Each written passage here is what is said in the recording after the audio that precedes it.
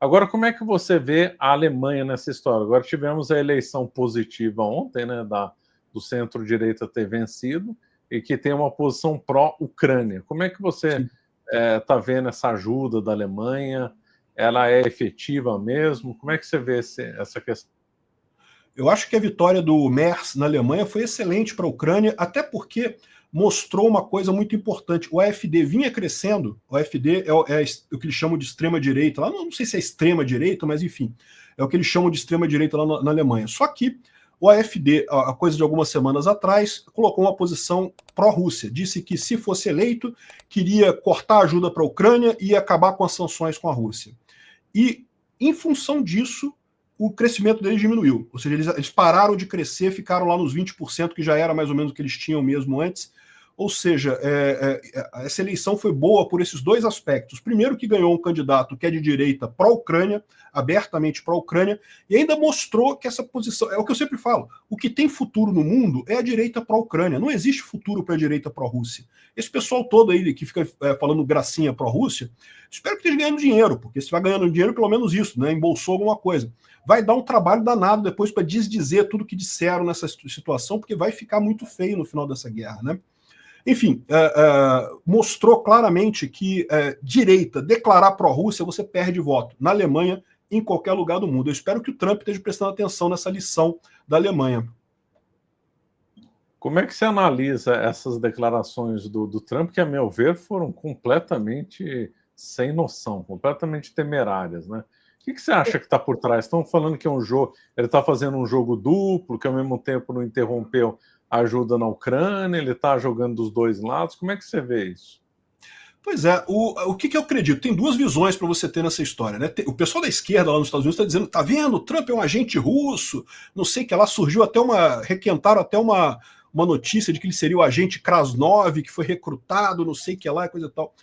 Existe essa possibilidade? E eu acho muito pouco provável isso, eu acho muito pouco provável. Mas o que eu acho que está acontecendo é o seguinte, o Trump ele ficou fascinado com a ideia de promover a paz, ele vendeu essa história, e de fato, durante o governo dele, os primeiros 4 anos de governo do Trump, os Estados Unidos não entrou em nenhuma guerra, ao contrário, saiu de guerras e coisa e tal, e ele gosta de se colocar como um cara, um fazedor da paz. Ele está certo, ninguém gosta de guerra, guerra é uma coisa ruim, a gente realmente não deveria buscar guerra de forma alguma, né?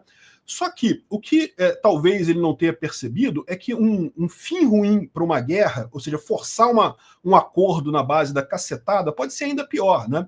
Então, o que eu acho que está acontecendo é isso. O Trump ele foi mordido pela vontade de dizer que fez a paz. Ele conseguiu empurrar um acordo para o Netanyahu, que eu também acho que foi um acordo ruim.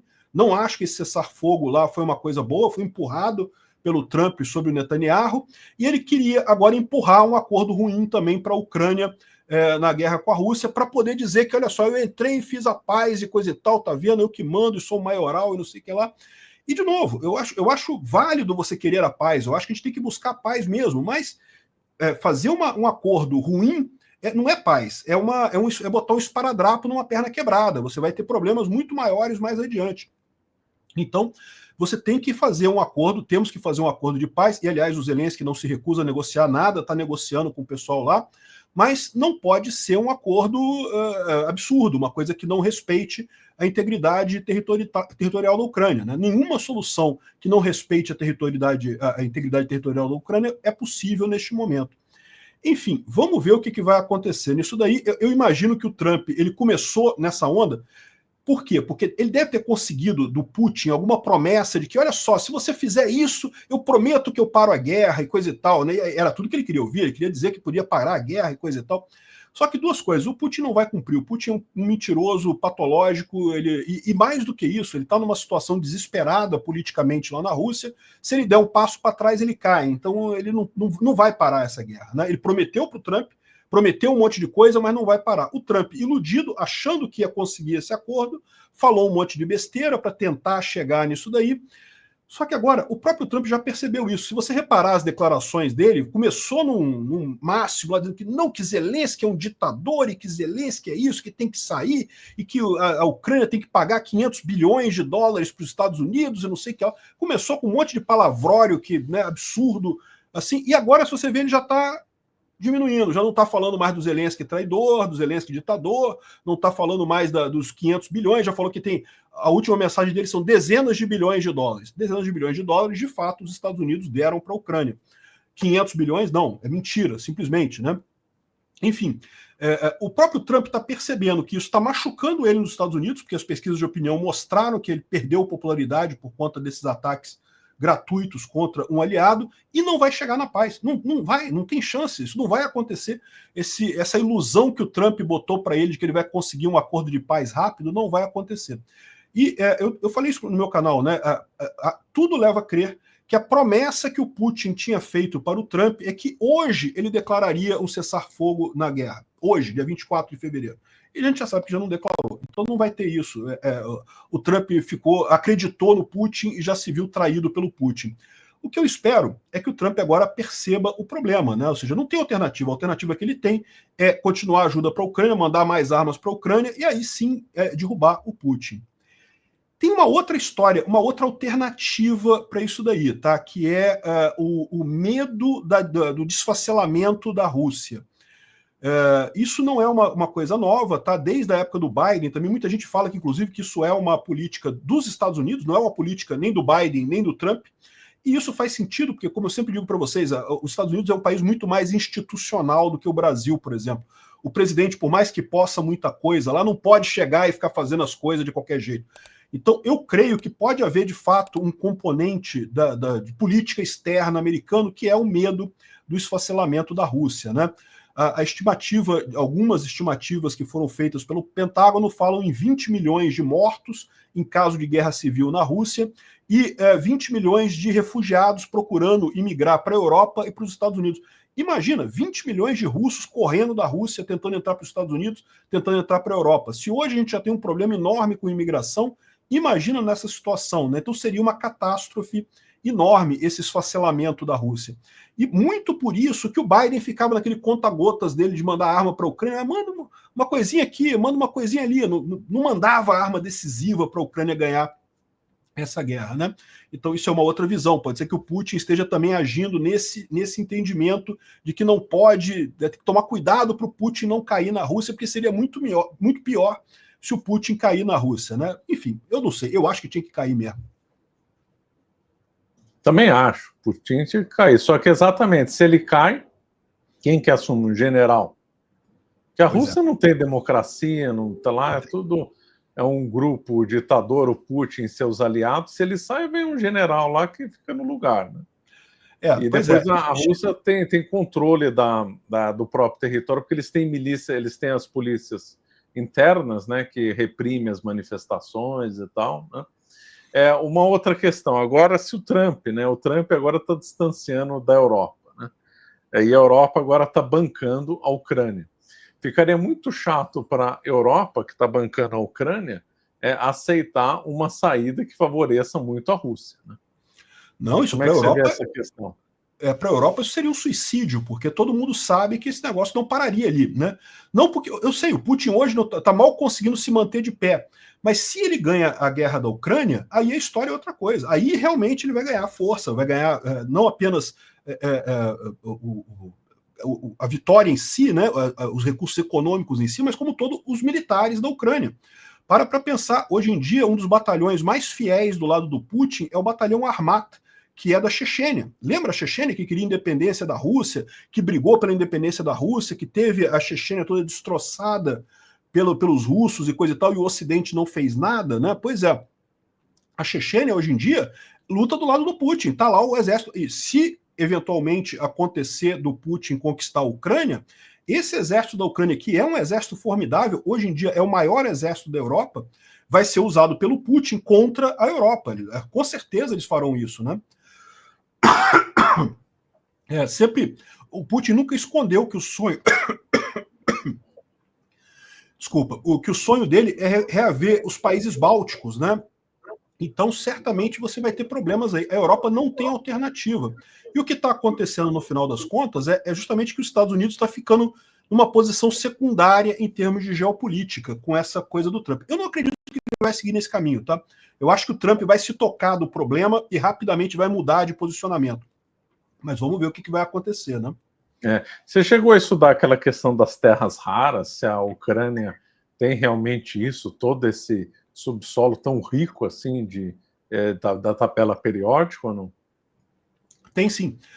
Na verdade, não só terras raras, como muito petróleo e gás também. Né? Recentemente, em 2013, foi identificado uma grande reserva de gás ali na região de Poltava, que rivalizava com as reservas russas. Né? Isso é um outro fator que pode ter levado o Putin a invadir a Ucrânia, o medo da concorrência comercial. Né? Hoje a Rússia tem uma quantidade enorme de reservas de gás e petróleo e coisa e tal, e basicamente não tem concorrentes, porque a Rússia fica do lado da Europa, então podia vender muito barato para a Europa. Se a Ucrânia começa a produzir petróleo e gás ali do lado, né, e com reservas significativas também, não eram tão grandes quanto as russas, mas significativas também, criou uma concorrência para abastecer a Europa, né? Então eu não tenho dúvida que isso é um dos motivos, tá? Mas essa questão toda das terras raras, a discussão toda é que é tudo prospecção, tá? A gente não sabe ainda quanto que tem de terra rara ali na Ucrânia. Esse tipo de coisa, você tem a suspeita de um monte de coisa. É igual a nossa margem equatorial do petróleo aqui no Brasil, né? Tem gente que diz que tem mais petróleo no Amapá do que tem nos Emirados Árabes Unidos, ali na Península Arábica. Será? Não sei, né? A Venezuela, que fica do lado ali, de fato, é a maior reserva de petróleo do mundo. Pode ser que o Amapá tenha tanto petróleo quanto? Pode ser. Mas até você fazer, de fato, as perfurações e saber exatamente o que tem, não dá para saber. O fato é o seguinte, essa questão das terras raras foi levantada pelo próprio Zelensky como uma maneira de ajudar o Trump a apoiar a Ucrânia. Ou seja, toda a campanha do Trump foi ele reclamando que o pagador de impostos americanos está mandando dinheiro para a Ucrânia e que não sei o que lá, e que isso é um absurdo, que tem que gastar dinheiro com os Estados Unidos e coisa e tal. Bom, e isso é um erro, tá? Porque os Estados Unidos assinaram o Memorando de Budapeste, se comprometeram a ajudar a Ucrânia. Então, se o Trump rasgar o contrato que foi assinado lá atrás, o que vai acontecer? O próprio Trump não vai conseguir assinar mais contrato com ninguém. Quem é que vai aceitar assinar um contrato com os Estados Unidos se daqui a 4 anos pode mudar o presidente e vai jogar fora o contrato e não quer dizer nada? Né? Não pode, ele tem que respeitar o Memorando de Budapeste. É obrigação, sim, do pagador de imposto americano bancar essa guerra. Sim, é. Mas é lógico que o Zelensky quer uma coisa positiva, que é uma situação ganha-ganha para os dois lados, né? Então ele levantou essa possibilidade. E, de fato, o Trump gostou desse negócio, foi nesse caminho. E eu tenho certeza que eles vão chegar num acordo. O que o Zelensky está se recusando a assinar é porque o primeiro acordo proposto pelos Estados Unidos era um negócio tipo assim, você me dá tudo e eu vejo o que eu faço por você. Porra, aí isso não é acordo, pô. Isso daí... O que o Zelensky está querendo é um negócio, uma situação ganha-ganha, uma coisa que os Estados Unidos possa ter um lucro, não tem problema nenhum com isso, mas que também atenda às necessidades de segurança da Ucrânia. Eu tenho para mim que isso vai sair, esse acordo, mas vai sair em 3, 5 meses, aí, depois de muita negociação, de chegarem num ponto razoável para os dois lados. Né? Eu soube que os Estados Unidos já mandaram uma terceira versão desse acordo, em que eles basicamente repetem a garantia que está no Memorando de Budapeste. Olha só, não dá, não é muito pouco. Né? Dizer que simplesmente reforça a garantia do memorando de Budapeste, né? O pessoal está usando isso como, se faltar papel higiênico, você pode usar o memorando de Budapeste atualmente. A verdade é essa, né? Os Estados Unidos não ajudou a Ucrânia como deveria ter ajudado muito mais. Então, certamente o Zelensky não vai aceitar esse acordo também, mas vão chegar num ponto em que vai ser razoável para os dois lados. Outra questão é dos fundos russos que foram aplicados na Europa. A Europa congelou, estava usando os juros, e agora parece que estão querendo usar o principal. O que você chegou a ver essa questão? Estão ameaçando fazer isso. São 300 bilhões de dólares russos que estão congelados na Europa. Até aqui, eles deram um empréstimo com base nos juros desse dinheiro, né, para a Ucrânia, mas agora estão querendo usar o principal. Isso é bom por dois aspectos. Né? É bom porque ajuda a Ucrânia, evidentemente, e é bom porque tira essa expectativa do Putin de reaver esse dinheiro no futuro. Não tenha dúvida, o Putin quer reaver esse dinheiro. Né? É um bocado de dinheiro isso daí. Né? A Rússia está numa situação econômica muito ruim. E tem também dinheiro congelado da Rússia nos Estados Unidos também. Então, eu acho que é uma boa saída isso, esse uso dessas reservas russas contra a Ucrânia, porque dá o recado duplo, né? Dá o recado para o Putin, que ele se ferrou mesmo, e ajuda a Ucrânia nessa história. O outro lado disso daí é que esse dinheiro seria primariamente usado para a reconstrução da Ucrânia. Evidentemente, quando essa guerra terminar, o agressor é a Rússia, não tem ninguém que questione isso, e o agressor tem que pagar pela reconstrução do país que foi destruído, né? Então ninguém tem dúvida que a Rússia vai ter que pagar por isso. Existe uma negociação rolando aí nos bastidores, isso foi falado por um deputado republicano ligado ao Trump lá nos Estados Unidos, que seria a seguinte solução, né? A Ucrânia devolve os territórios invadidos da Rússia, a região de Kursk, a Rússia devolve os territórios invadidos na Ucrânia, Crimeia, Donbás, todos os territórios invadidos da Ucrânia, e em troca a Rússia não precisaria pagar nenhuma indenização. A Rússia receberia o dinheiro dela todo de volta, não precisaria pagar nenhuma indenização para a Ucrânia, e os Estados Unidos e a Europa se comprometeriam em bancar um plano Marshall para reconstruir a Ucrânia, e aí a Rússia seria uma saída honrosa para a Rússia. O Putin pode dizer lá que desnazificamos a Ucrânia, tiramos os nazistas da Ucrânia. No momento que ele tirar as tropas russas da Ucrânia, desnazificaram a Ucrânia, porque os nazistas é tudo russo mesmo. Então, ou seja, isso seria uma saída viável. Pode ser que, comprometendo esses fundos, você tenha uma carta a menos para negociar com o Putin. Mas, enfim, aí o que vai ser a saída final dessa história é muito difícil de dizer. Você acha que a Ucrânia estaria disposta a ceder uma parte do território em troca de paz ou não? Não, acho que não tem nenhuma chance. Nenhuma. Não, você pode ter uma coisa temporária. Uma outra proposta que foi estudada seria o retorno às fronteiras de 2020, né, 2022, né? Ou seja, a Crimeia e o Donbás ainda com a Rússia, mas todos os outros territórios que foram ocupados voltando para a Ucrânia. Mas eu não acredito que seja possível, porque a própria Constituição ucraniana proíbe ceder territórios. Então, eles não podem ceder territórios. O que pode fazer é voltar ao acordo de Minsk III, né? Ou seja, o acordo que tinha a Ucrânia reivindica a Crimeia, reivindica o Donbás, mas, por enquanto, está ocupado pelos russos. O problema disso, como eu falei para vocês, isso para a Rússia é muito ruim. A Rússia não consegue manter economicamente viável a Crimeia e o Donbás dessa forma como estão hoje. Então, no final das contas, para a Rússia não interessa isso.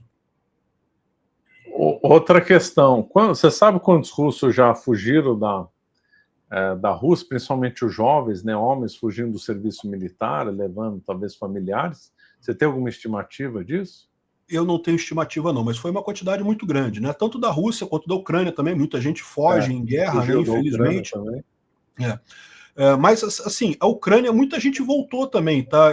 Kiev chegou a ter, tinha uma população de 2 milhões, chegou a cair para 1.300.000, já está agora em 1.700.000, já voltou muita gente para a Ucrânia também depois do início da guerra, né? Justamente porque o pessoal saiu muito no início, com medo que a Ucrânia ia cair totalmente, que os russos iam invadir tudo, né? Depois que viram que a Ucrânia está segurando, e mesmo na pior das hipóteses, né, Kiev, toda aquela região central da Ucrânia não vai ser afetada pelos russos, então muita gente voltou. Agora, a Rússia, o problema maior lá é a economia, né? Porque se por um lado a Ucrânia tem o apoio econômico da Europa e, portanto, a economia continua funcionando lá, as coisas continuam funcionando muito bem, a Rússia ainda tem muita coisa funcionando lá, porque é um país muito maior, é um país que tem uma autossuficiência grande, mas a situação econômica está ficando catastrófica lá. A gente ouve conversa lá sobre a Damiulina, que é a comandante do Banco Central russo, sobre acabou o dinheiro, não tem grana, né? Tem indústrias bélicas lá na Rússia que estão funcionando obrigadas.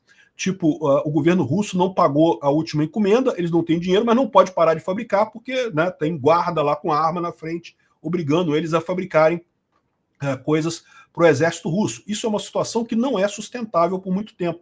Em algum momento essa indústria vai quebrar, as pessoas não vão conseguir mais produzir nada. Então, a situação na Rússia tem esse problema muito maior de fuga por conta da questão econômica do que no caso da Ucrânia.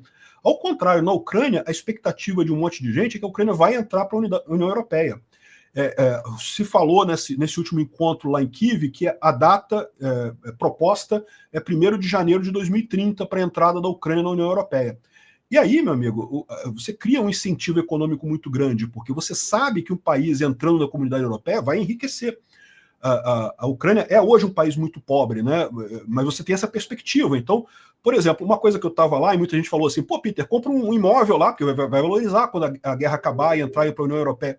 Ninguém está vendendo imóvel na Ucrânia, ninguém vende, porque está todo mundo com a mesma ideia. Eu vou segurar, porque isso aqui vai entrar na União Europeia, eu vou ganhar dinheiro para caramba com isso. O mercado ninguém vende na Ucrânia imóvel por conta disso, está todo mundo segurando, vendo essa essa possível melhora, né? Então, essa expectativa que você tem na Ucrânia, você não tem na Rússia. Então, por isso que muitos jovens têm saído da Rússia, sim, principalmente o pessoal mais capacitado, que consegue emprego no exterior. Isso é sempre uma tragédia para o país, né? Aliás, está acontecendo isso no Brasil também, né? Quando você começa a ter um país que você não vê perspectiva de futuro, quem foge é principalmente o jovem capacitado, porque ele é o mais fácil de conseguir emprego em outros lugares, de conseguir colocação, de conseguir migrar. Isso acaba duplamente ferindo a economia do país, né? É complicado mesmo, né? É muito triste aí para a Rússia. Na realidade, o Putin ele tá comprometendo o futuro da Rússia, né? Porque a Rússia estava indo bem com acordos favoráveis com a Europa Ocidental, com a Alemanha, e agora rompeu esses acordos, está sacrificando a juventude, né? É uma tragédia que esse homem fez. Você acaba de assistir um corte do Caravelas Podcast. Na tela está aparecendo o episódio completo e outro corte. Muito obrigado pela atenção.